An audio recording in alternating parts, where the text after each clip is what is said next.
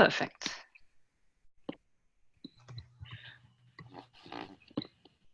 Okay, let's start. All right. So, welcome everyone. Good evening to everyone who is on our second mentoring call in our Global Academy of Conscious Politics, and I'm very, very happy to welcome tonight with us Nienke van Bezzoijen, who is our amazing friend, our mentor, our board member of YP. And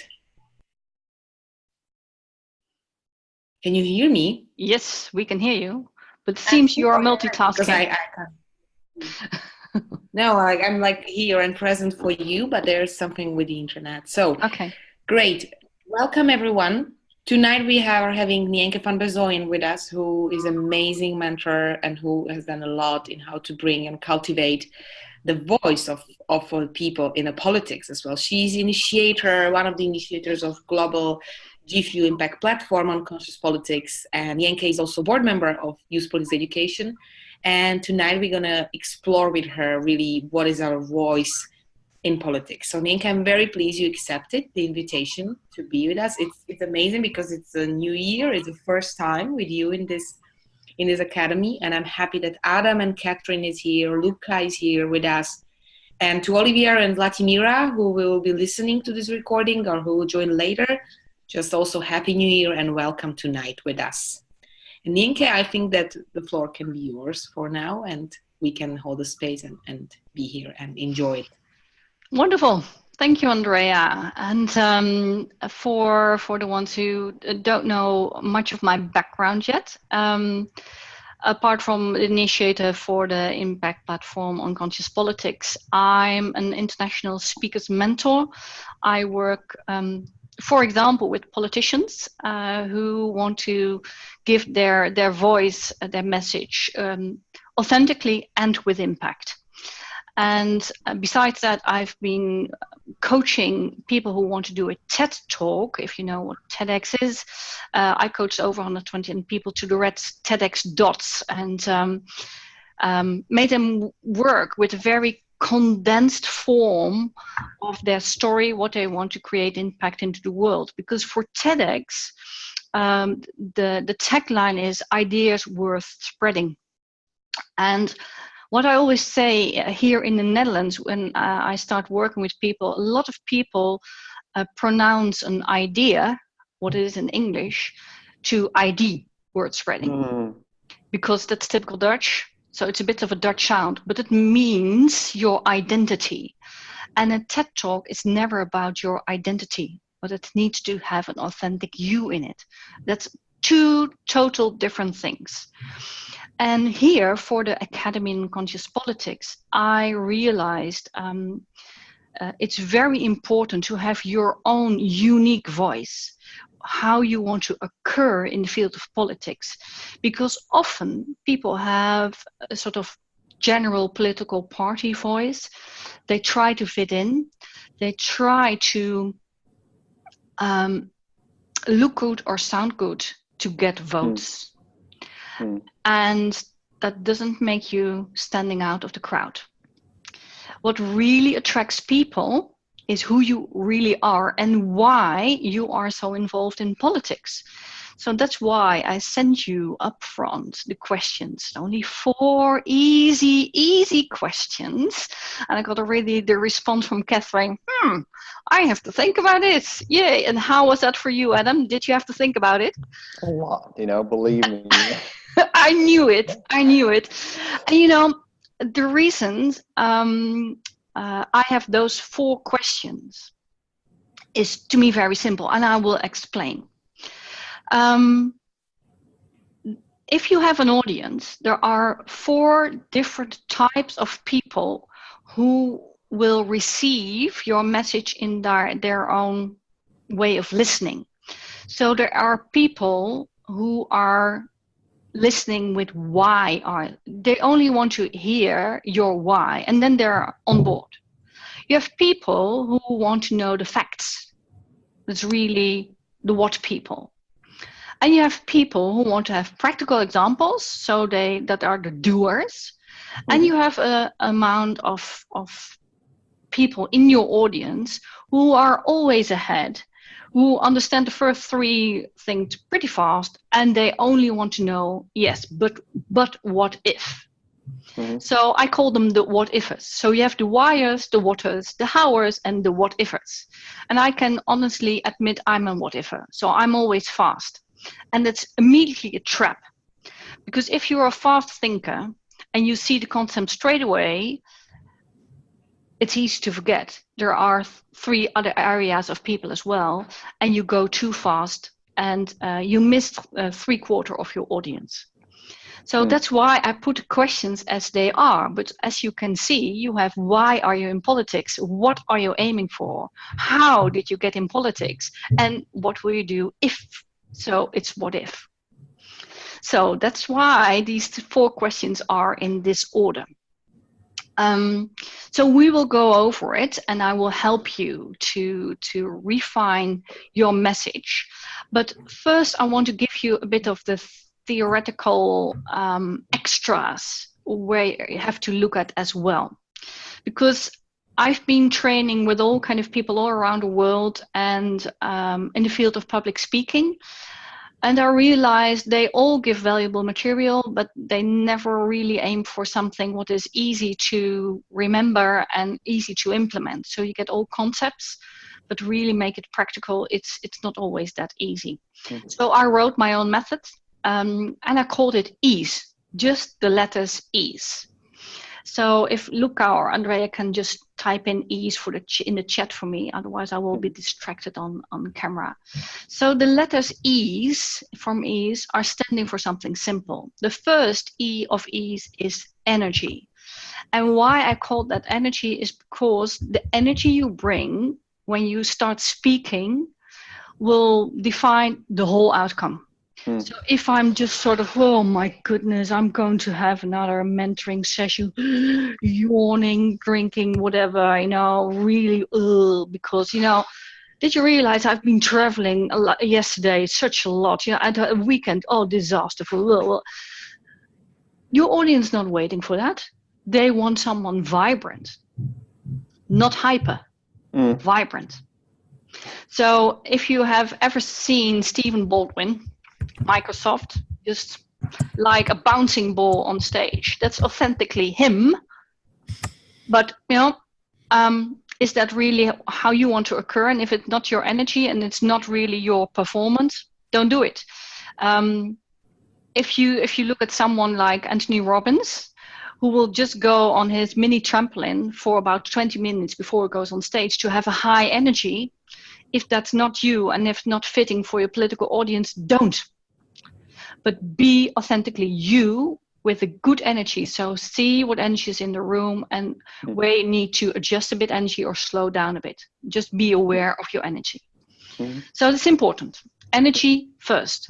And be aware your energy will occur as soon as you are visible for your audience. That can be on the car park or even on the train. It isn't when you come in front of your audience, it is when you are visible for your audience. So if you're really, I've been with a big trainer from the UK, and he was just hanging out completely, and before he went on. And then there was a total mismatch with the audience because he wasn't congruent in his energy. So it's important, be aware it starts already straight away when you're visible for your audience. So energy first. Do you get it? Any questions? No? Okay. Second letter of EASE, authenticity. Be yourself, anyone else is taken. Sorry. So I have a lot of people here in the Netherlands taking a very expensive course, Speak Like Obama. Like Obama, like someone else. No, Obama is already taken. There's only one Obama. And even here from the Green Party in the Netherlands, you have Jesse Klaver. And for his elections, he organized meetups. They were very successful, but he dressed and looked like Obama. And the feedback he got was interesting, but he sounds like Obama and his stuff is not authentic. So you can have similar trainings. You can copy some effective tools, but please, please, please stay you. Don't be a copycat. Don't try to take over someone else's energy, someone else's phrases, because Jesse Klaver was just completely nailed down because his speechwriter, he didn't even write it himself, took over quotes from successful speeches from all over the world and just translated them in Dutch. And with the internet nowadays, it'd always be visible. So don't have your message. That's why it's so important to have you here on board and create your own voice. So please don't copy anyone else, even not when you admire them. Use techniques, but never words, and just have your own story ready. So that's why we have the call today. Anything for authenticity? Yeah, I have a question on that. What's your stance on like reframing quotes? Like, I'm someone who's really inspired by inspirational quotes, and just in everyday language, I tend to like take them and adapt them. I don't know, JFK. Perfect. We choose to go to the moon. You know, if I'm going to say like, we choose democracy in like. Yeah, well, you can even say, I love the quote of Kennedy. Okay, so just reference it. Reference where you got it from, because everybody knows. You know, I'm really inspired by the quote of da da da da. I'm living the quote of da da da da da. That's perfect. But then you know, just or there's a general saying da da da da. Cool. It makes a difference. At least you know what's going on in the world, and you use a quote. But if you claim it, just if I may jump into this. What happens often that the politicians, they don't provide the quote, I mean the reference. So even we have a great president in Slovakia, he's quite progressive and so on, but I notice, and my friends too, that he uses quite a lot of quotes, but he would never really admit. So, and how does it occur to you? Well, then it's not authentic, right? It's a bit fake. Exactly. So if you want to stand out of the crowd, use quotes and reference them. Yeah. I suppose as well, it can add value that you're like, if you align yourself with certain people like John F. Kennedy, like there's a political value of referencing. Yeah, exactly. And then it's authentic because you know where you got it from and how to use it. And it immediately brings us to the S of ease, and that's skills. And skills, I divided in 3 areas. And this, Catherine, the first area is the verbal part. It's the vital V's. So the verbal part is how you frame your words. So wording, I go into it later, but it's very important to understand how it can leverage you or bring you down. The way you use your words, you choose your words, it's very important. But I can say from the research that I did and my experience, words, if you want to become 100% successful in speaking, there are 3 areas. It's only 10% your wording, it's 20% how you say it, it's just your use of your voice, and 70% when you're in front of a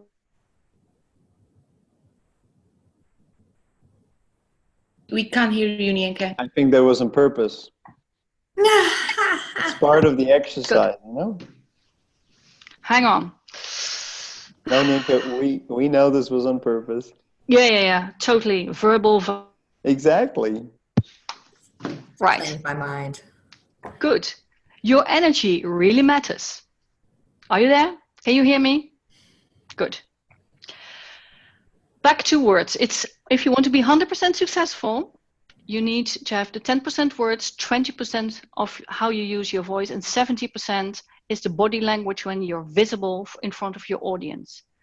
So a lot of people over focus on the 10% words and they miss out 90%. It's kind of crazy. Like, I'm really, that's wow. Yeah. I heard this one before, and I think I totally agree with that. And if you learn how to move and how to do the gestures naturally and how to be open when you speak to an audience. I recently held a workshop with high school students, and I noticed when I try to improve and focus a bit more on this, like to look at them really, each of them when I spoke, they automatically, their attention was like much higher. And Absolutely. they seem to be listening much more actually to what I was Absolutely. saying. Absolutely. And I can say, in your gestures, in your tonality and your words, you must be completely congruent. Because if you say, I'm really open to all perspectives, and no, you're not. Well, yeah, there's a whole lot behind that, but it's really important. If you're really sort of like this, I'm really standing straight for my message. Now, even women just leaning onto one hip, men having one hand in a pocket, it's giving total mixed signals, and there's a whole world behind it. What I can't cover it completely right now, but it's so important to be aware what you're doing and why you're doing it, and it's a whole study to make it congruent. In tonality, I only want to say, vary your voice. And if you ever have the opportunity to read out loud for children, that's your best practice. So if you don't have children yourself, grab someone from the street, inform the parents, and start practicing. Because children are the most honest audience you can get. Because if they don't feel engaged, they will tell you, my father is doing this story much better than you do. Yeah, they will tell you. Oh, my grandma is always making it excited and you are boring. Yeah, they will tell you straight away what's really working, not. And the difference is they vary your voice in in reading for the kids by giving really a highlight to the words of importance. And if you hear me speak, you will hear me doing it all the time. So everything what really matters, I will just highlight. So if I speak about authentic voice, I will just emphasize an authentic voice. If I really say something that really matters, that you get a rhythm of speaking. And just watch the videos from Obama.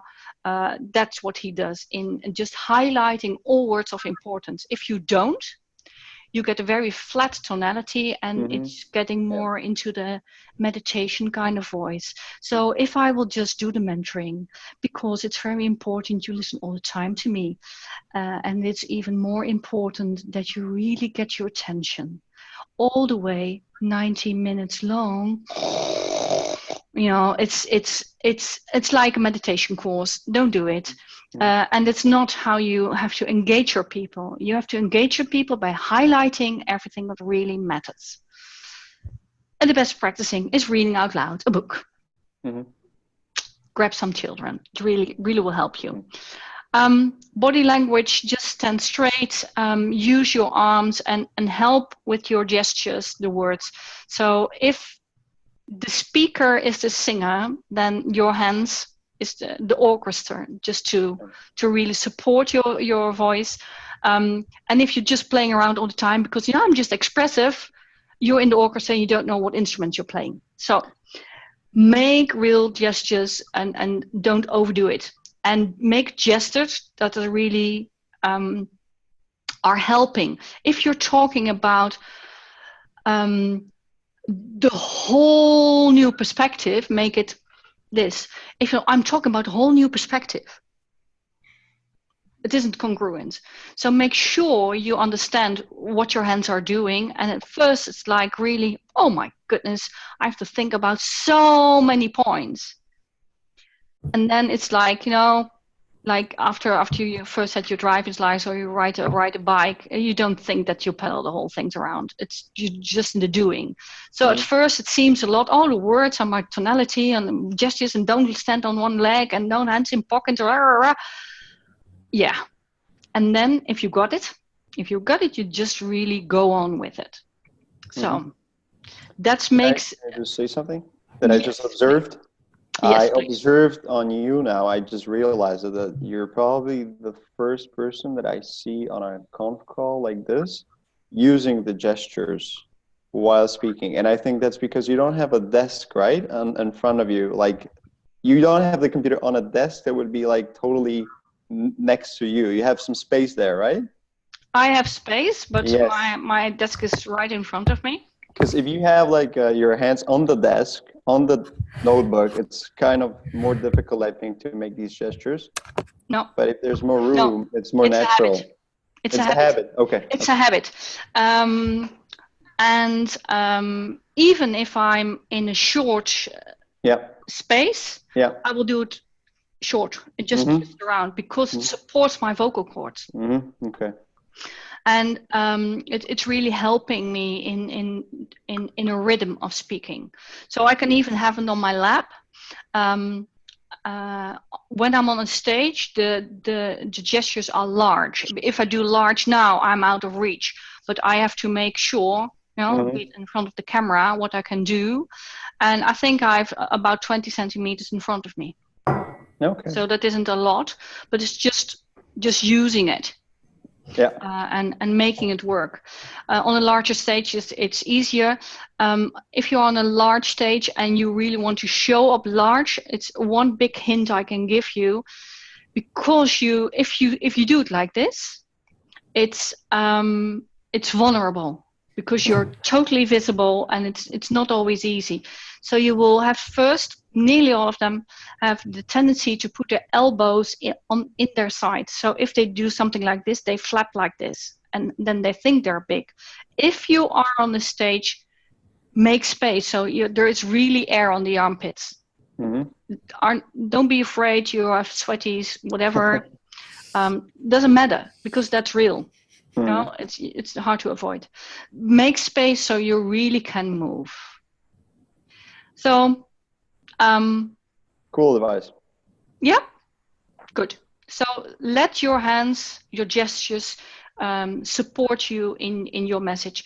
There is one other thing I will really help you with. If you are speaking in public and you think, I can predict you will because it's a natural way of getting space to think. How about making that into an intelligent Would you like to know how to do it? Yes.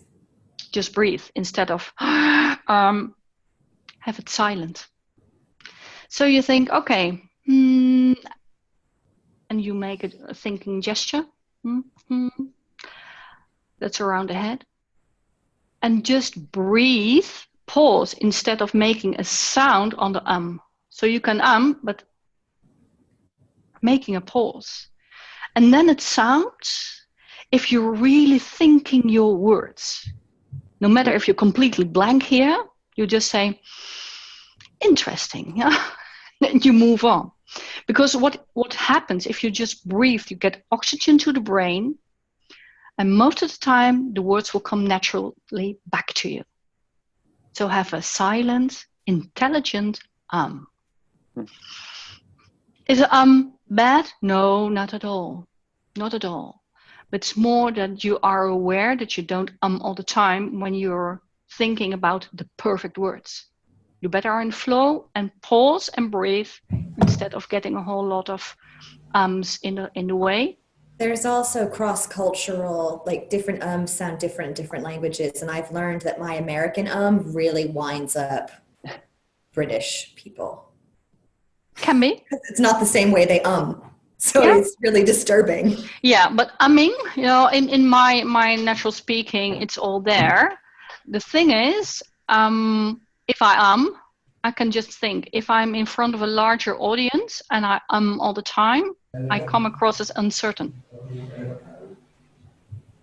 Because you're searching for words, and even if you a lot, it's most of the time about breathing, because you're pausing and you need oxygen, and then you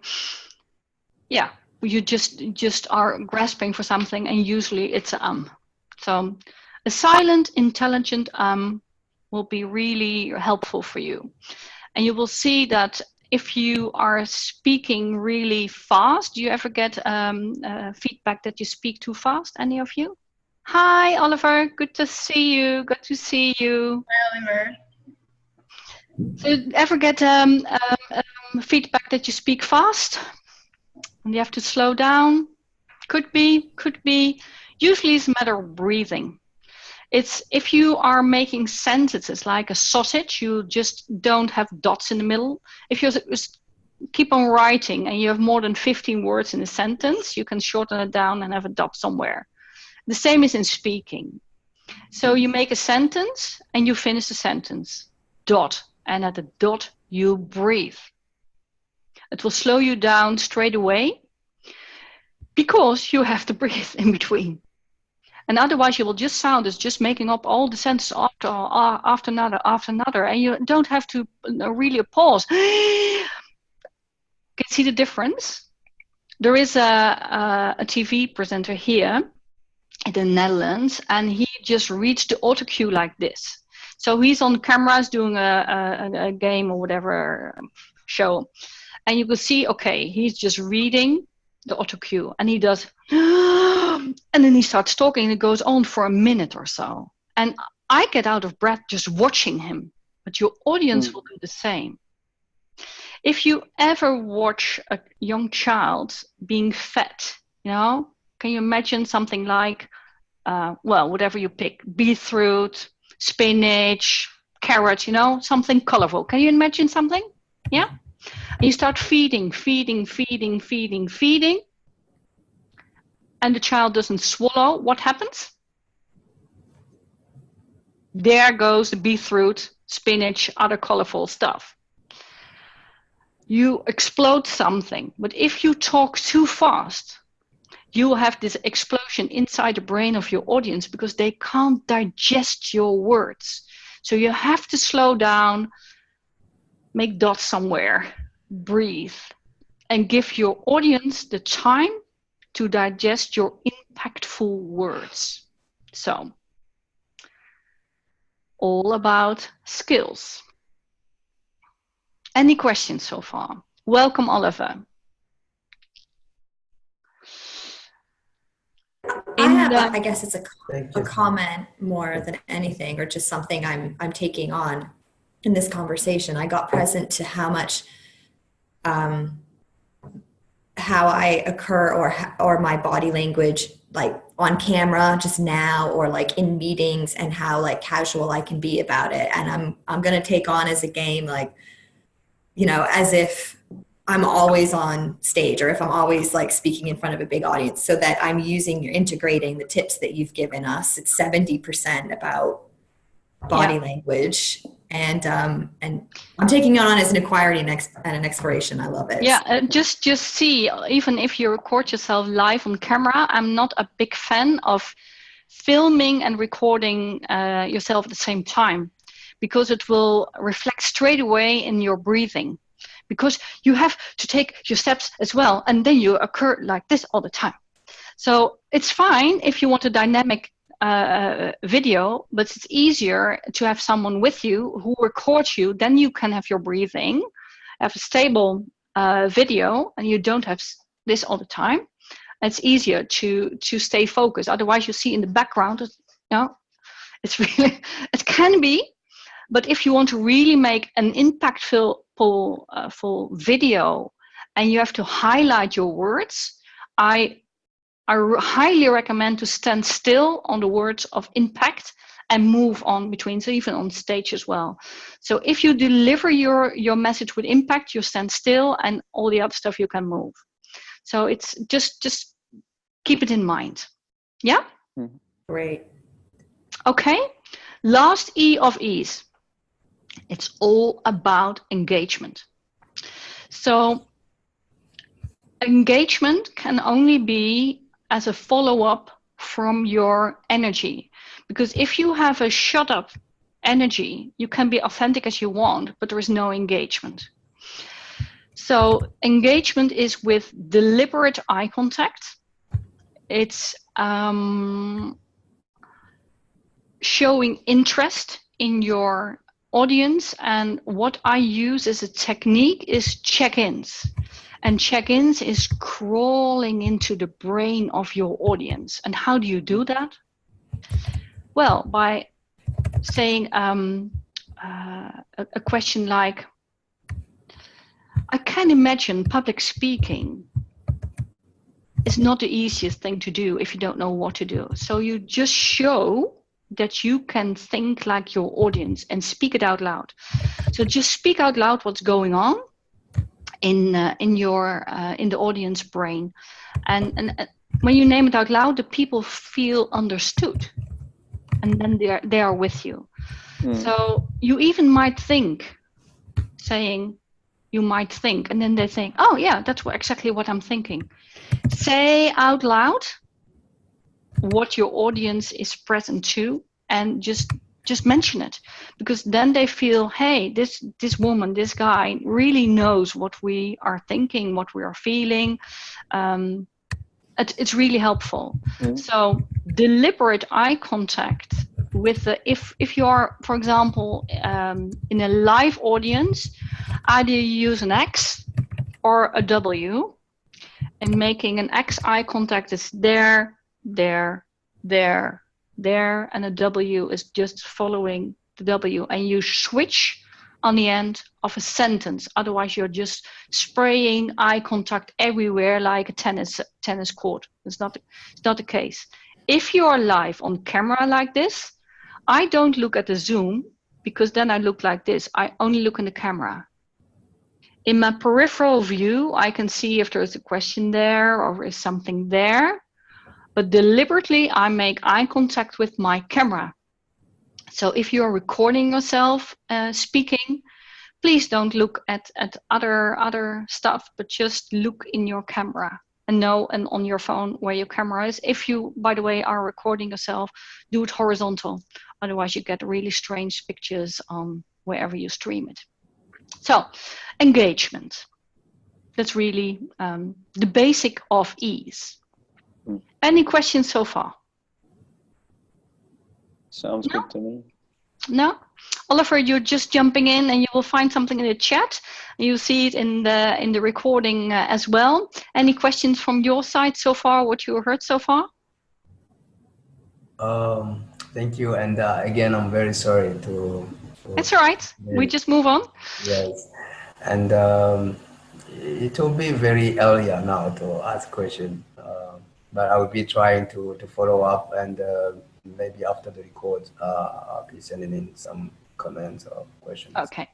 Yes. Okay, perfect.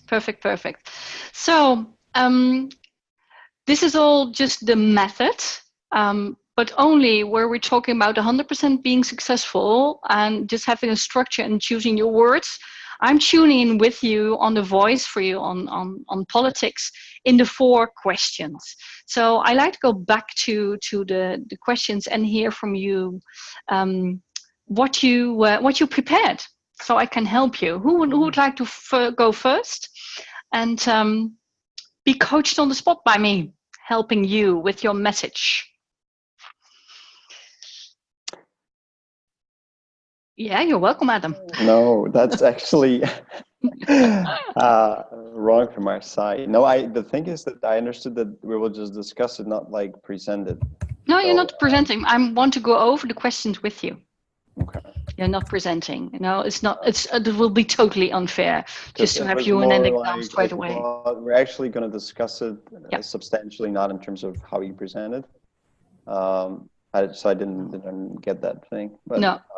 Could you or Andrea, could you maybe copy paste the questions here if that's possible in the chat? They are on the top when you scroll. I don't know if they can. It is there already, or?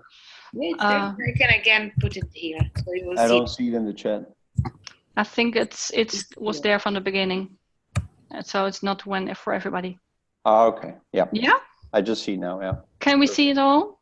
All I right. mean, I'm happy to start, but I Yeah. deliberately did not want to too much prepare for this. I wanted to be more, No. natural and Exactly. spontaneous. Yeah, that's exactly what I'm aiming for. What I like to do with you on this call is just go over these questions to really discover those 4 areas. And after this call, I send you a script for a 10-minute talk, like I called a Teddyfied story, where you can fill in your own material and you can have your basics for 10 minutes. But just a practice how this can work. And just see it as just free exploring, and as a start, how you can communicate your political message. So are you happy to do something with me, Adam? I am certainly I'm absolutely happy, yes. Okay. It's just that I thought it's just for you, not like for a broader audience, but I can adapt later. I just wanted to be actually exploring myself, what Perfect. What it really is like. So the first question, why are you in politics? I'm not directly in politics, and I think for probably a number of reasons at this stage of my life. I do, however, work with politicians on a daily basis. And if I were to ask why I'm in the sphere of politics, I think it's because that's where my passion lies. I think it is because politics is about people, and I am very much a people person. I love to work with people. I think in politics you can be totally, maximally, I think, enclosed by people. Okay. And you can transform your energy to others. You can see the results. You can see people being happy, or other way around. You can see people being angry at what you propose. So that would be the major reason. I feel most naturally in this sphere. I think it's something that you just feel like it's right to do. Okay. Also, my great-grandfather used to be in politics. He was a minister for a short period. So I think it's kind of in the genes as well a bit. Okay. And a big part of my family used to be academics and people who did work or actually examine politics from an academic perspective. So it was all kind of like around that. Perfect. Can I feedback you on how you frame your words? Because you used, if you will watch back the recording, I think in the couple of 3 minutes you talked, a lot of thinking. You think you are in politics because you think you are in the, so it's a lot of thinking about it. If you want to create impact, it's wise to look in the way how you can show some certainty. And this is just a conversation, but I want to make you aware what words you use. So you can you start to say, okay, I'm a people's person. And then you came, okay, but I think for my family, what I would suggest, if you would make a story or really an introduction, that, well, it might be in the genes. I'm in the field of, or the sphere of politics, because even my grandfather was in the field of politics, and I've always been intrigued by it. So if you phrase it like that, it's different than, oh, I think. And you were thinking, so that was authentic. And if you want to make that impact, you really make it rock solid. So you look at that kind of phrasing. If you use a lot of words of, I'm trying to understand, a lot of sort of softening phrases, it immediately triggers a lot of people's brain to see it as, oh, well, he is just not really grounded in it. So if you want to make that impact, you really start to use grounded words. So you can search for something, That's different than trying. If you try to swim, you drown. So either you do or you don't. It's like pregnancy. You're pregnant or not. You're dead or not dead. You don't try to be dead. It's there. So just use the solid wording and just train yourself to do so. Because if you have a lot of softening words, and don't know if you do it in another phrase, but just be aware of it. It's for everybody, because we have so much the tendency, if we are really trying just to get the words, we go everywhere. That's okay for the search, but if you want to deliver with impact, choose your words wisely. Yeah, is that helpful? Yeah. So just for you, I would say, why are you in politics? Well, you were intrigued from your family bloodline, and it always interested you. And now you found your space because you are a people's person. That's your why. That's it in a nutshell. Yeah. Yeah. So I will do that. So second, what are you aiming for? Should I continue? Or Yes, okay. please. Well, now keep me thinking too much about what No. Just do. Good, do. Yeah. No. Originally, my plan was really just to more like. That's why I use the phrase "I think," because I was actually really trying to explore. Yeah, how I could see that. Not to sell it, because I could do that, but then I would not be honest too much. Yeah, and you do it totally authentic. I just made you aware. Just think as much as you think. Just don't pinpoint on it now, because we are exploring. So, what are you aiming for? Do you have some facts? I am aiming to improve people's lives, and I think you can do it. Again, I think, which could be done if you are a skilled person going into politics with background and past work done. So I'm acquiring now skill set, which I will later use in politics, I aim to use in politics later on. Perfect. And I would like to select a certain field, which right now for me is actually agriculture policy, and improve the situation, overall situation in the agro sector in Slovakia in the future. Perfect. So you're really training yourself in a skill set, what makes you prepared to create an impact in your country in the field of ecology. Okay. Agriculture. Good fact. Agriculture. And we can say sustainable agriculture. That would sustainable agriculture. Perfect. Really great. Okay. So how did you get there? Well, you shared already a bit about your family bloodline, but anyhow, and anything else? I've always been intrigued by politics, naturally.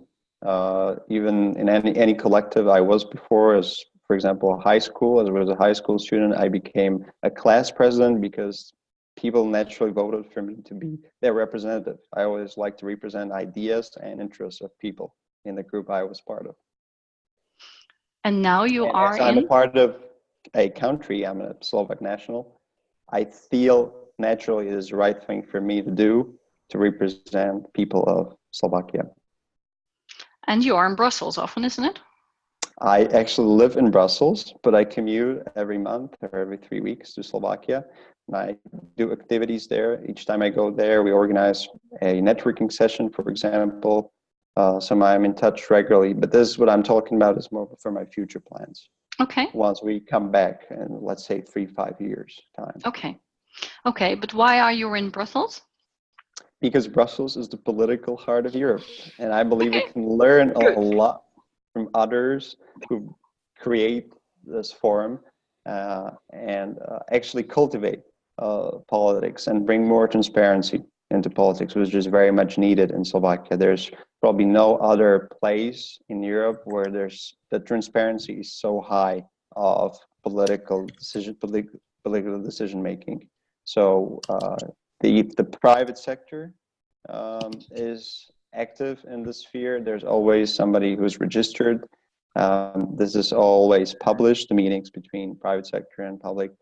This is a role model, which I would like to actually then transform into Slovakia. Really great. So I would phrase it something like, I've always been interested in how I can bridge ideas into reality. And even when I was in high school, I was already leading and was elected as a spokesperson because I was able to transfer the ideas into a larger group. And that was is the reason why I'm also in Brussels as a representative of Slovakia, because it's important for me to know how I can give voice and bring transparency to my country. And that's why I'm every 3 weeks back into my home country and make things work. Can you see that's a practical way of phrasing it? Yeah. I'm just rephrasing what you said, and you might do it slightly different, but I'm searching for. Do you think you can learn this to be able to express any of your thoughts in such a really efficient way? Like, yeah, that's my or living. is it like more that you have to be prepared in advance and have like no? The thing is, you already what you want to say, like longer text. I highly suggest you use the homework what we will send you after this to learn to think in this why, what, how, and what if phrasing, because it will make you prepared to everything you have to speak about. If you hand me over any topic, doesn't matter what, I've been thrown carnival, I've been thrown brewing beer, just have a 2-minute presentation about brewing beer. I don't know a clue about, I don't have a clue about brewing beer. I can give a presentation now based on why is it important, what is it all about, how does it look like, and what if we use it all. It's the continuous using of this structure, and even to understand your audience better, if you get a question of, well, Adam, what is it exactly? You know, you have a what people in front of you, and you answer in a what way. It's just, this is really trainable if you know what you're doing. And this is why it's so important for me to teach this to you so you can use it all the time.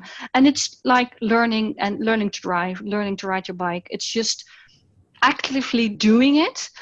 Even emails, if I do a proposal for someone, it's based on the why, what, how, and what if. Yeah. For me, it's much easier sometimes in writing because that allows for me to have more time. And then I think I'm pretty well structured there. Yeah. But in thinking, I'm more like, it's a lot of thoughts in my head, and I'm maybe also trying to find the right word, and it's just not so smooth. Yeah, and if you have your core thing ready, that's why I sent you the script. You can have all spin-offs. So this is what you can do for a university or an academic world. This is what you can do in the political world. So you create a sense of listening where you can all put your own material there. Okay. So the last question in the 4 questions is what if, and you already seeded that you are training yourself to get skilled because you want to be in 3 to 5 years to ... Yes. So can you fill in the blank?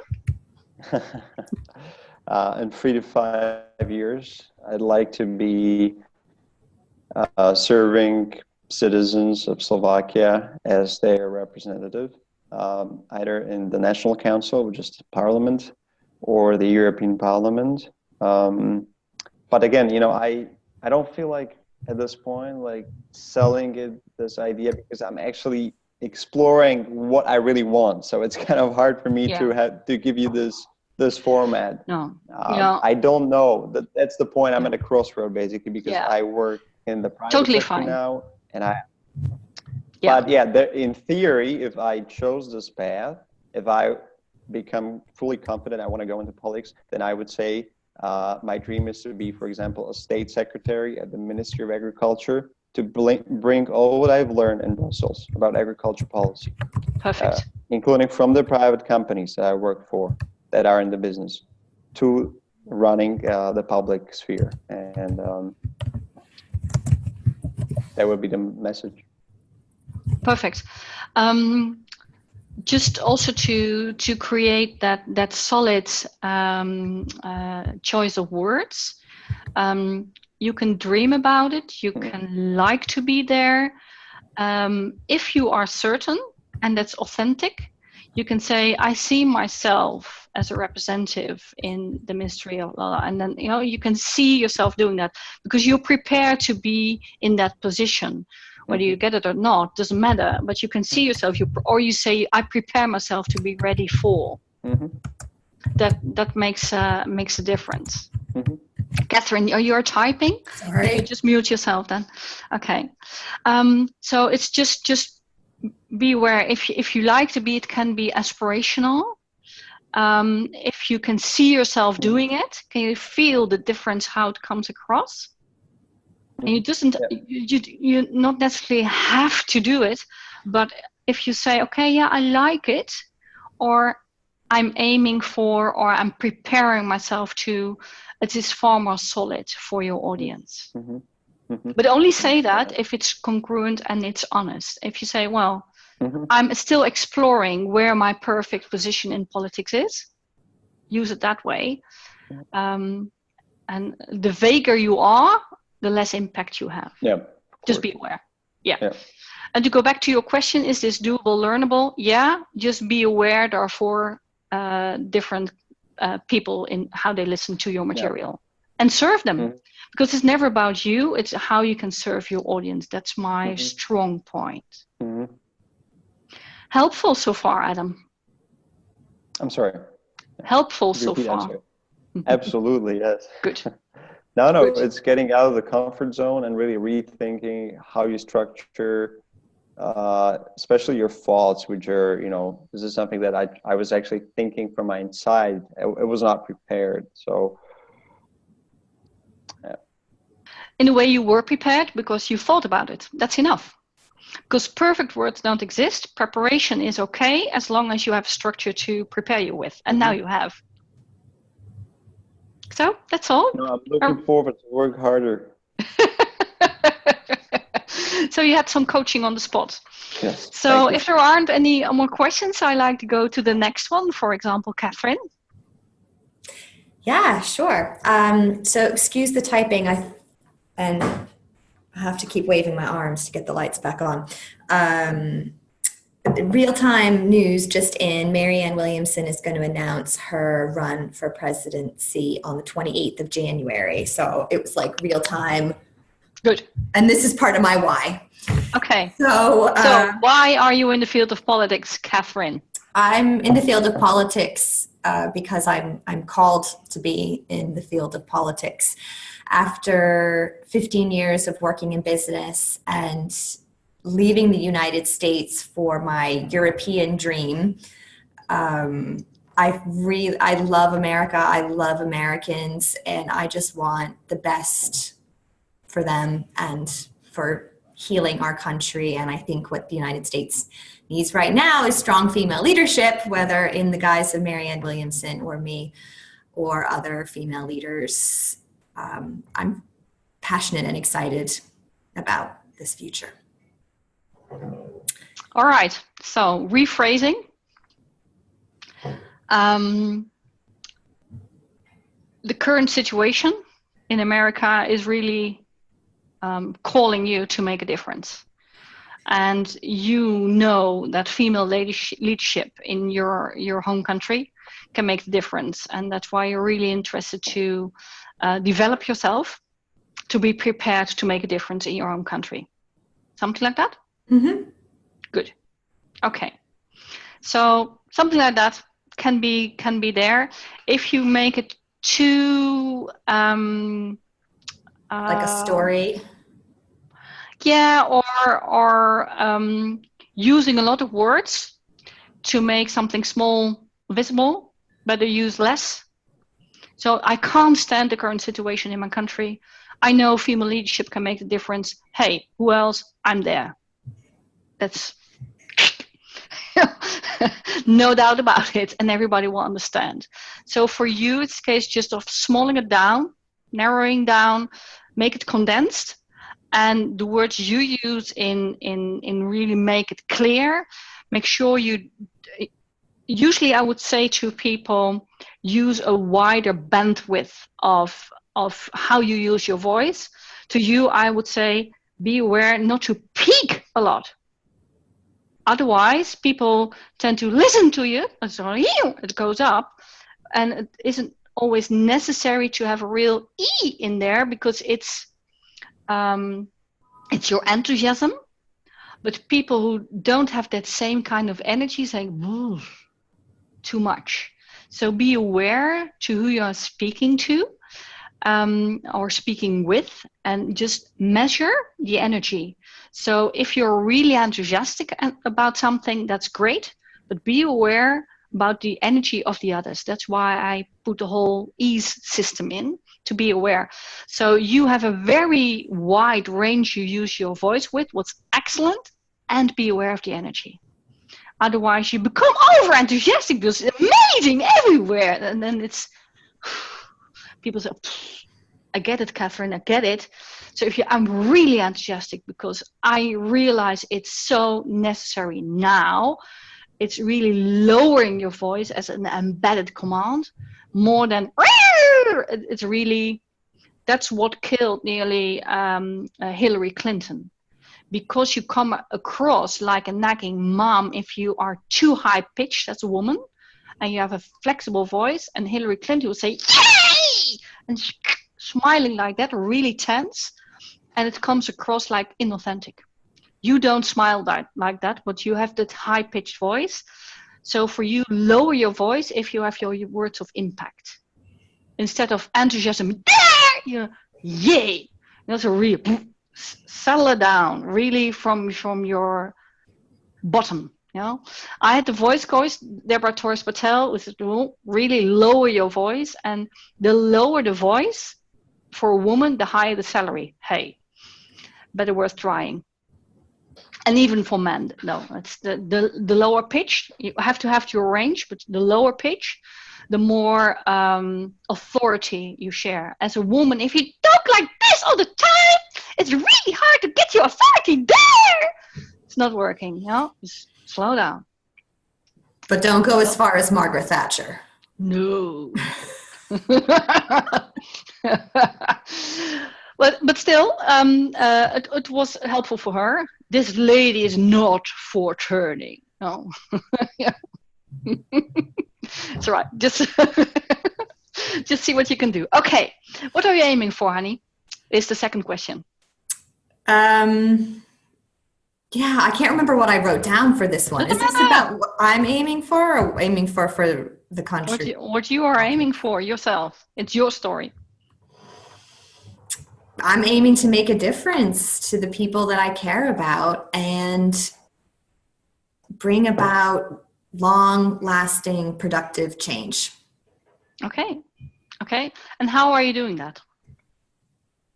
And I'm doing that through the GFU Impact platform for conscious politics and for running for office in my home state. And how about joining Academy of Conscious Politics? Like you do today? And I'm educating myself thank you. So in the what, it's good to express the facts about your why. So what are you aiming for? It's like Adams is doing, really, you know, I educate myself, I really prepare myself in having my education, in joining platforms. I'm one of the initiators of the Impact platform on conscious politics because it really matters to me, and I know I can't do it from air. I just want to make myself prepared, and that's what I do.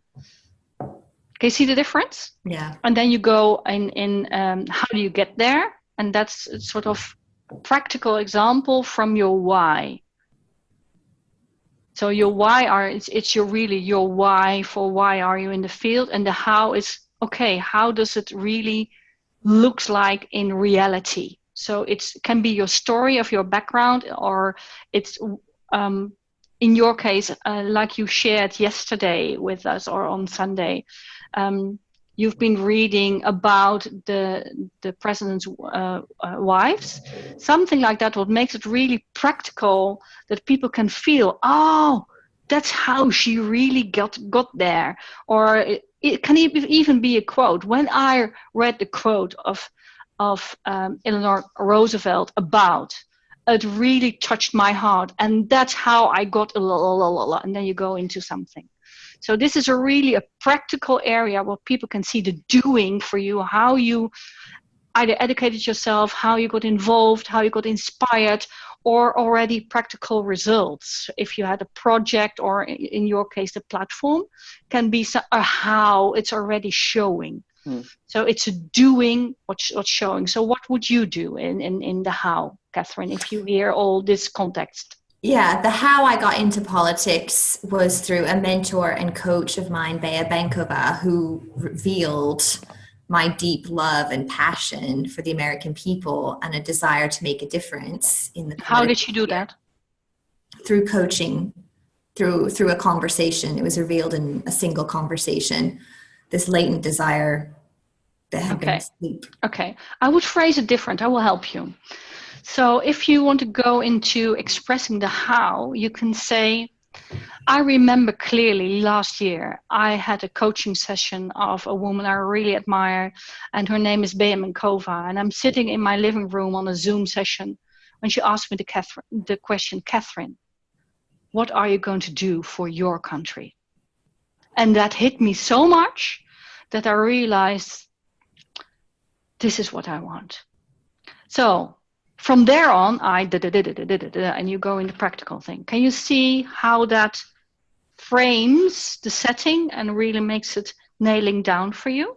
Then, I've been in the conversation, I've been coaching. That's true. But if you really frame it in a way, okay, I remember really well, I'm sitting here and my coach asked me this question. It hit me. And you can even, if you are in advanced, you can say, did you ever had a coach asking you a real tough question? What kept you awake overnight? Well, it happened to me. And then it's a check-in with your audience if they ever got called by something. Can you feel the power? Yeah. Good. So what's your future perspective? What are you going to do? What if you succeed? What is the future? So from your why, you give an outcome if you are already doing it. So you can say, like, Adam, in 3 to 5 years, I da. Or you can say, okay, I'm really preparing. I can see myself, and then something. So you give a perspective, a future perspective for your audience in the what if. So what would you do? It isn't an exam, it's just joy. Well, if I'm chosen, if I'm successful in being chosen, being elected as a representative in America, I will serve my constituency and make a difference. By what? By representing them in Congress and rallying for the causes that matter the most to them. Okay. But there isn't much Catherine in there. No, because I'm trying to get it right and I don't know what I want to say and I can't remember. How about you are about equality as well? Are you? Yes, it's my core value. Well, my core value is equality. So if I'm chosen in Congress, that's what really I'm aiming for in the years, then I will stand up for equality for the politics in America. And I will be the voice in Congress for that. So if you have anything I can do for you, happy to be there, prepare me with you, something like that. Can you feel it in difference? Guys, can you feel the difference, what I'm sharing with Catherine? Yeah. Good. I mean, this is just amazing, Nienke, how we can reshape the words and how much more powerful it could be, the message. Yeah. It's just unbelievable. Honestly, this is unbelievable what I see here. Absolutely. I never realized this so much, right? Like, wow. And it although it just sounds like common sense, just to better send the message, to pass the message better.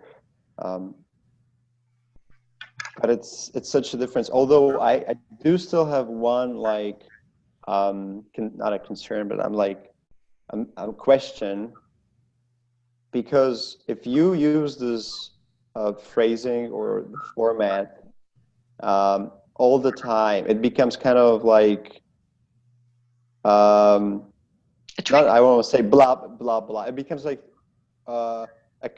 like people get accustomed to it, so it's not new. And it will be new all the time, I can tell you, because you never use the same thing. And that's why people say, oh, politicians, they just blah, blah, blah. Yeah. They do blah, blah. And the blah, blah, blah is actually also in the format that you use. I mean, it's the best format we can probably have. But I think even that people can get used to it and feel it might not be really genuine for all the people. I don't know. Yeah. The experience I have in working in the field with politics, also as a spin doctor for them, you can imagine I can be a spin doctor in the field of politics for them. If they are aware that there are 4 different kinds of listeners, your why can start every time different. Okay. The only thing is you have to frame the topic. So if you, for example, want to speak about sustainability, for example, you know, and even if you get an interview question, so Nienke, why is sustainability so important to you? Well, I would say it's good you asked me this question, because sustainability really matters to me, because what I see around me is the pollution, just the ignorance of using all material, and it occurs even in my street that is more plastic even in bushes around. If I walk my dog, far more than since I was a child. So what I like to do about it is just create awareness. Yep. I answered 4 questions. Did you hear that? Yeah. I mean, what you could have done also maybe is you could tell a story right away. Like, I walked on my dog this morning and the litter was everywhere and he ate a plastic you could even jump into a story or something. Exactly. As long as it is covering the why. Yeah. Okay. That's all. So you can do whatever you can ask a question. Well, exactly. You ask me about sustainability. Hey, how about sustainability to you? Well, because to me, you can play around with it. As long as you know the structure, you can play on to the bottom. And it's important not to do the same question. I'm brought up in trainer land to have even the guy who said, well, you have to phrase everything positive. So don't activate something negative in the brain of your audience. So you have to phrase it everything there. So do you like this question, yes or yes? Okay. Who is saying yes or yes? No, this is so weird. So you can say yes or no, you can ask a question, or you can start a story, as long as you are aware of the structure. That's all. Catherine, are you helped? Yeah. Good. Sorry, I'm just laughing. I hate yes or yes. Oh yeah, well you know just want to run right out the door when I hear that. Yeah. Or even worse. Well, is this true or true? Cool. Riddle. What do you do? It's so disgusting. And what you don't do one to one, don't do it one to many. You know what I hear? I just realized what annoys me about that is what I hear is, you're an idiot. Like, that's what I hear. Yeah, exactly.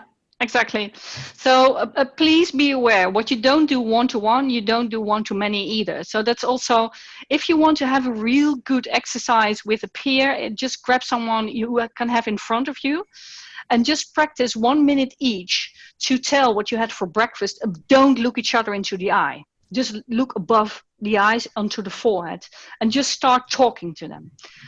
It feels so weird. So everybody who is still trained to look above the audience, that's exactly what you do in a one-to-many conversation as well. Real eye contact is important. So be true about it. True or true, yes or yes. Come on, it's not what you say in normal conversation either. So please don't. Better say, I don't have a clue what I'm going to say. Because this question really is sort of out of the blue. I like to think about it. Give me a second. And then you whatever you want. Grab yourself and give an answer. The best answer I can give now is, I really like to think about more. can we meet in the break? That's at least honest, instead of, well, if we all ask these questions, it's really silly, true or true. Well, just be honest. If you don't know, say, I don't know. Mm-hmm. If you really want to highlight something, so sorry, I hear your question, but I'm really passionate about this because I can see it matters for you, and then answer something like that. So that's all. That's all. Yeah.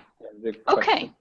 Question, Adam, please. Yes. Don't you feel that behind all these techniques is actually one simple matter, and that is just absolute certainty of the speaker and confidence? Like, this is, let's say, the bottom line is the confidence and the certainty. Self-confidence, that you are serving your audience, even if you don't have a clue.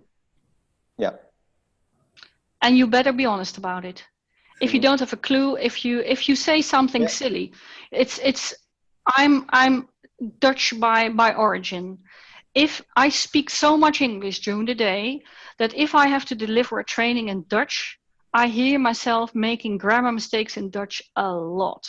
And I even put on English words and it sounds really ridiculous.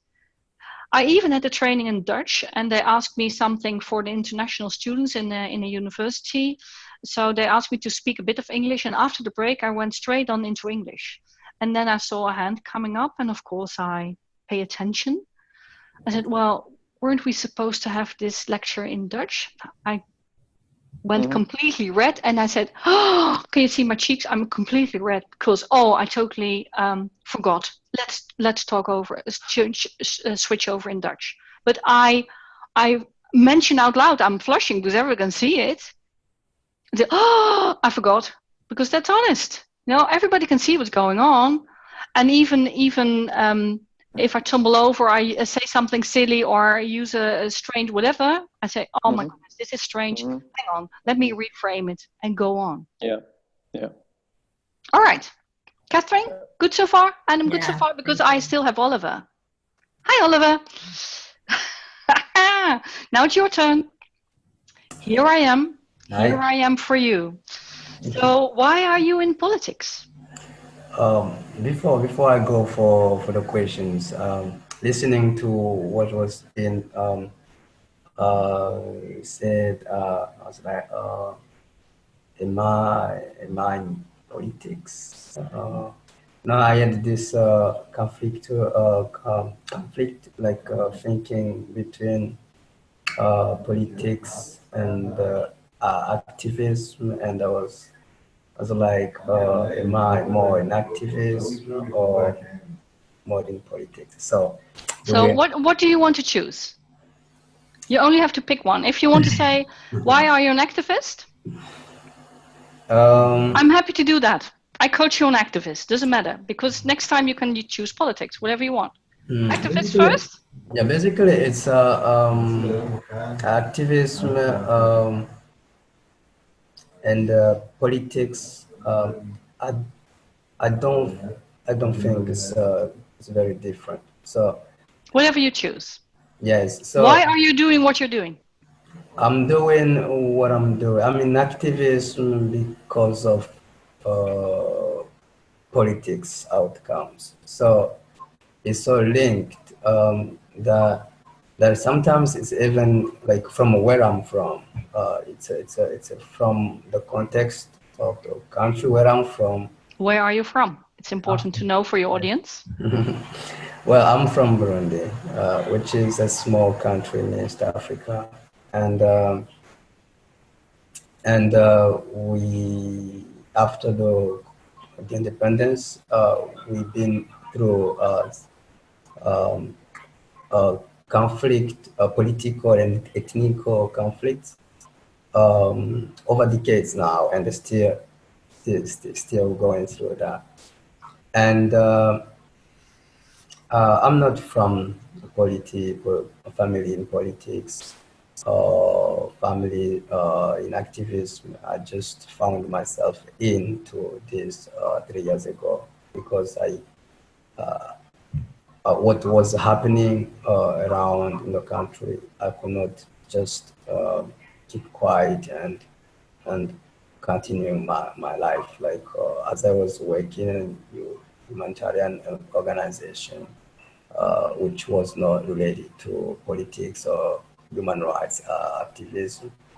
But 3 years ago, then this conflict, political conflict, erupted, and I found myself with no choice than entering in activism to defend the human rights, which is hugely linked to politics and the bad governance of the country. So, okay, can I help you? yes, please. Okay, so you are Olivier, and you're originally from Burundi, and after decades of really struggling in the political field, and an ethnic and political conflicts, it really occurred to you 3 years ago that something else is needed. So that's why you found yourself stepping up and raising your voice to make a change in your world. Something like that?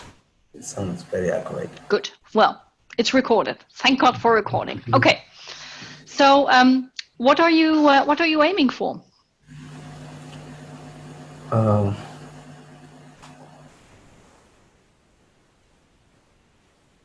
As Adam said, I'm getting prepared because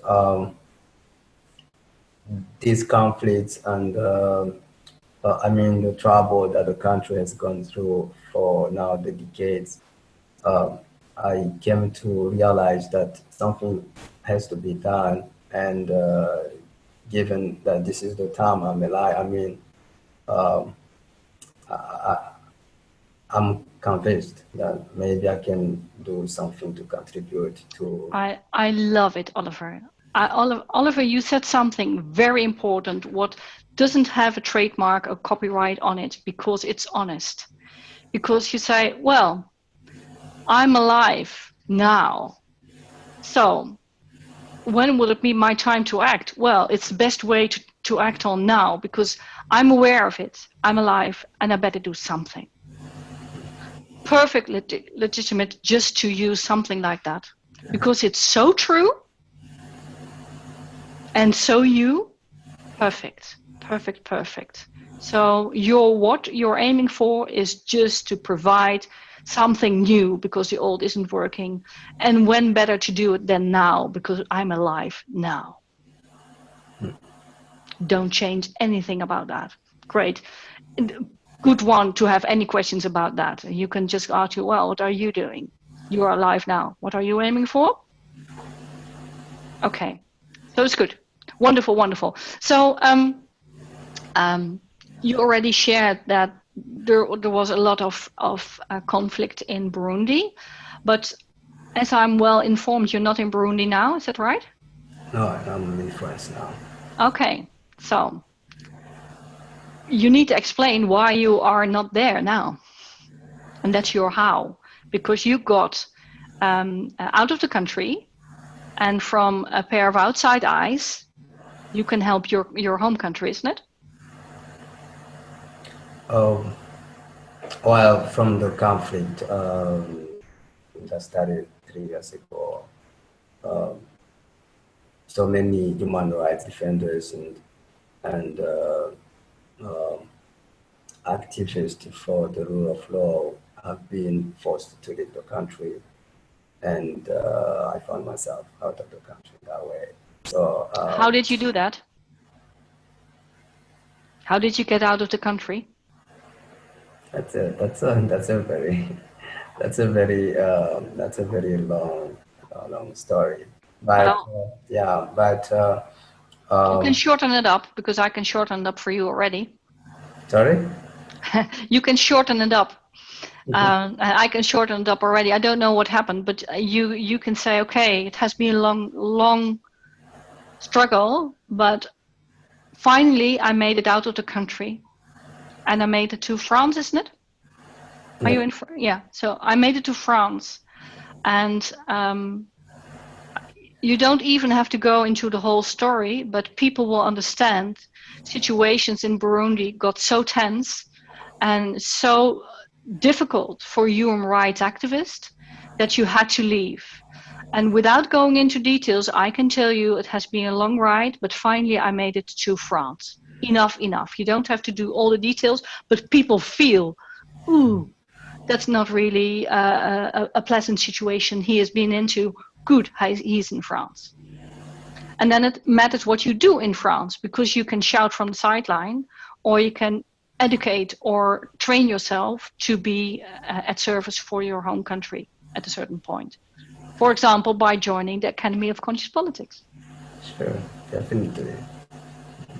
So that can be your how. You know, get trained, get educated, get in a safe country where you can develop yourself. So at the end, that's your what if. So at the end, you can be at use for your home country, because I can imagine you're aiming to go return and do something different, isn't it? Definitely. So what would you do if you would return prepared to Burundi? What would you do?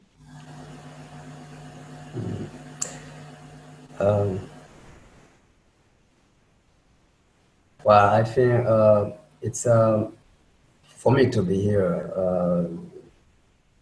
I can't just say I was lucky to be here, but to be alive, I'm lucky to be alive, and I believe there is a reason that I had to make it out to get out of the country. So I keep this in mind, and for this purpose, I'm trying to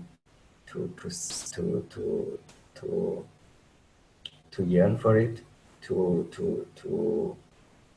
get prepared, to get educated, because I was in humanitarian organization, now turned into human rights and politics affairs, which is a new field for me. So I have to learn about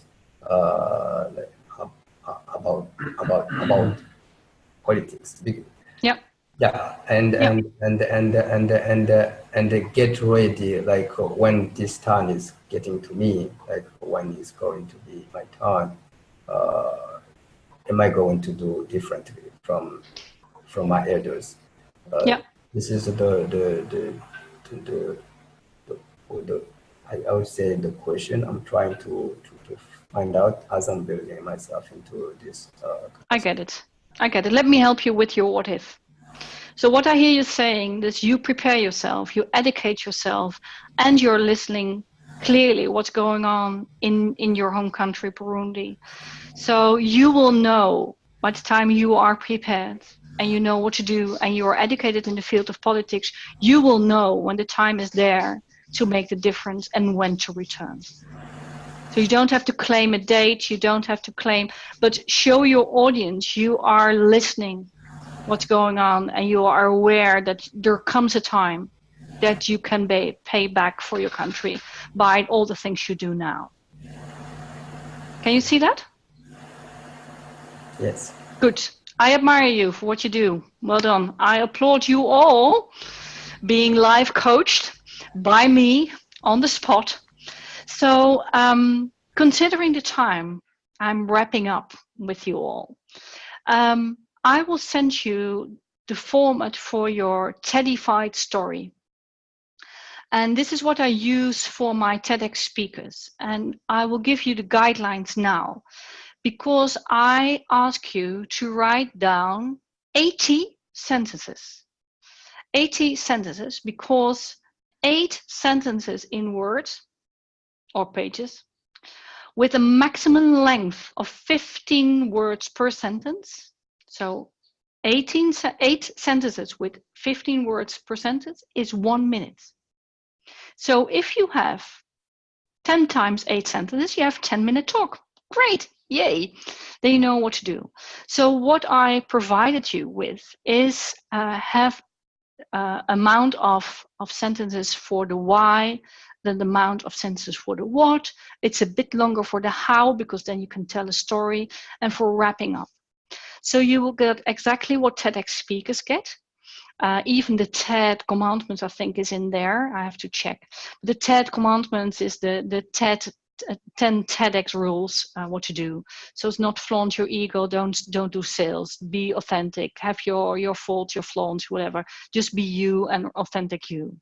So if you write these 80 sentences and write your format for a 10-minute presentation about you in politics, and if you take that effort to send it to me, I will review it and feedback it for you. If you don't take that effort, you don't have a reviewed version of a 10-minute core talk. So whatever you want, it's up to you. I take it to your responsibility if you want to do it. I love, by the way, to read it. So do me a favor, make my day and send a 10 minutes frame for you. Don't bother about grammar or perfect words, doesn't matter. I want to see the real voice of you in politics or activist or whatever you're aiming for, as long as it's not about making the best omelette, because that's not my interest. We are here in the Academy of Conscious Politics, so let it be political aligned to make it easy.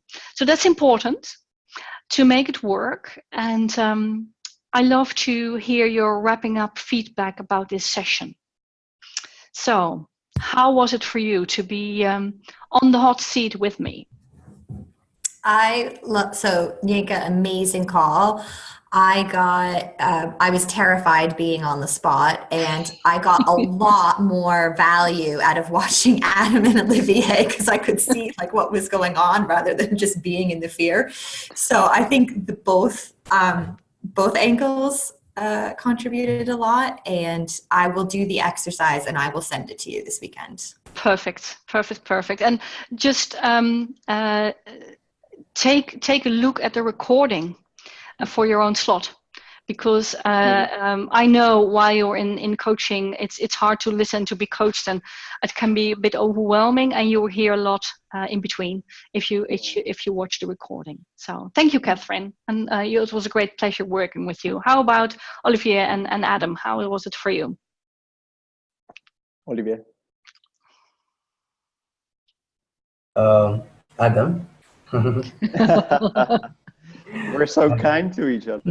No, I have to say I'm really very positively surprised. I was not expecting this, honestly. I was not prepared for this at all.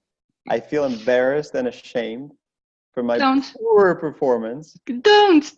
Which just shows how much even a person who's on a daily basis communicating, how much that person has to improve is incredible. So I take it with great modesty and hard work anticipated, and I will try to do my best to improve myself. And I sincerely thank you for this and for your time. Again, astonished how much we have to improve and work harder, even though we feel like we could actually are already pretty solid. We are not. We actually have to really work more. Yeah, but please do me a favor. I don't often beg, but please do me a favor and never go to being ashamed and embarrassed, because to me what matters, you were coachable. Because you could be the best prepared and not coachable at all, and it isn't at use. So I rather work with someone who's able to listen and say, okay, well, I didn't see this one coming, help me, than just being fully prepared and not listening. So thank you for being coachable. Appreciate it very much. Yeah. Okay. Olivier? Thank you. For me, it's very important to be in such a session, because it's two different worlds. I mean, from our world, it's a little bit different. Even the way we discuss about politics, governance, or everything related to that, it's very different. Sometimes I do wonder whether we do politics or not. So to learn from this other perspective of how politics is fought, for me it's it's an honor, it's a privilege. I've been into some discussions of politicians or people working in politics here in Europe, or the Western world. Even when I'm listening to them, for me, it's far. It's really far. I mean, it's not reachable to where I'm from. So I believe this kind of learning would make me better if, if. Yeah. Well, I think you will do well if, as soon as you are aligned with what you're really up to, it really would work for you. Just while you were sharing, I'm just thinking, would it be helpful for you if I send an ebook version of my method to you in the academy? Would you like that? So I have the Speak Success Solution. It's my ebook with the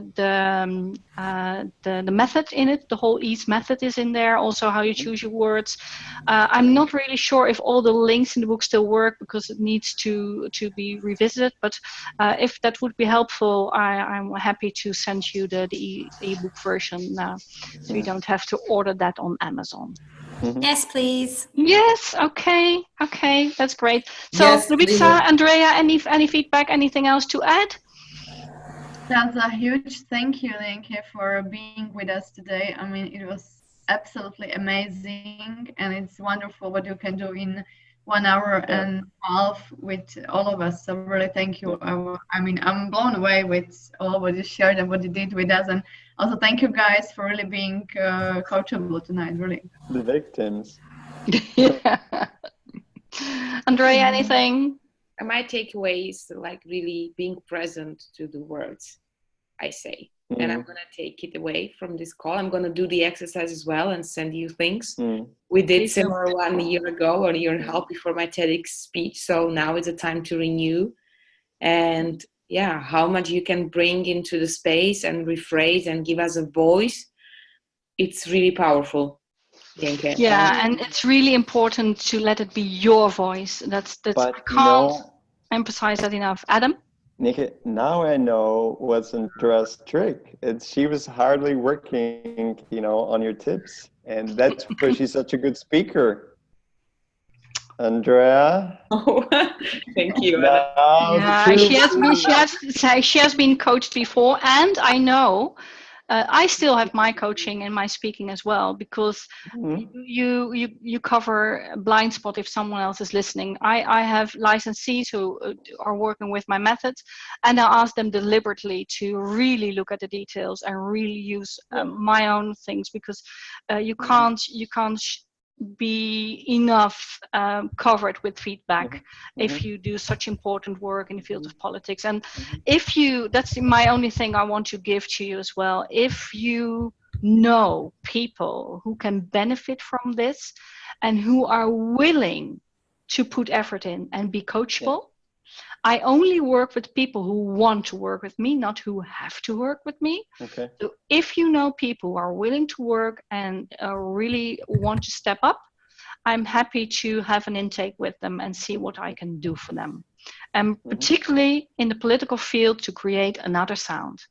So if you know people, I'm happy to listen to them and just explore, and I'm not charging anything for an intake. And I only want to work with transformational legacy makers. So if you know someone who tick box that, do it. What did you say, Adam? You won't take Trump. No, I won't take Wilders. I wanted to ask one thing, last point from my side. What's the difference between Obama and Trump let's put it the other way around. What's actually the similarity between Trump and Obama, if there is any, in their speech? Because both have been enormously successful and presidents and popular. Is there any actually similarity? Framing. But Obama's framing the positive and the possibility, and Trump is framing the fear. Yeah. So it's just what's resonating with the voters. Okay. So that's exactly what Wilders or the other populists are doing. They're feeding in framing the fear, and the others are feeding the possibilities, what can be different and what is in similarity there for the people. That's the difference. And the more you feed the fear, the more the populists do. And actually, a real good speaker was Adolf Hitler. but he was just framing it the other way. So I want to work with authentic speakers who are aiming to have a better future. That's not including Trump. And it's not including Wilders. When I met Wilders last year and I looked him into the eye, I was really sort of, and I just looked back. We didn't speak, but I just looked back and thought, oh my goodness. I always thought, oh, when I meet you, I don't know what to do. And I looked straight sort of back and thought, doesn't matter what you do, you don't get me. So it was really good to experience and not be afraid, and not be afraid of the wording of others. Don't get offended in politics at all. Just start listening. The better listener you are, the better debater and the better speaker you are. And I even want to encourage people to stay out of debate, because it's always measured on power, on powering over others. And if you're quiet and listen and just watch, they will shrink. But that's another thing, maybe another session. Anyhow, I love. Oh, Olivier, you have a question. Yes, just sorry. Just wanted to ask, how to apply the model, the EAST model, especially for the first E, energy and the authenticity, in a very violent political environment. Well, if you come in with a very high energy to a very violent or hostile environment, you will trigger even higher energy. If you come with an open heart, I would say, so not like this, but calm, and you just walk in as you are, not afraid, but just present of what is there. And you even can name it out loud, as I said. So, hey, it feels tense here. What are we going to do about it? Then you're not taking on the violence from the others, but you say, okay, hey, I sensed it. I'm not stupid. What are we, not I, we are going to do about it? Otherwise, people will just say, okay, you have to solve my problem. And if you create a we, it's easier. But I think we can go on for hours, honeys.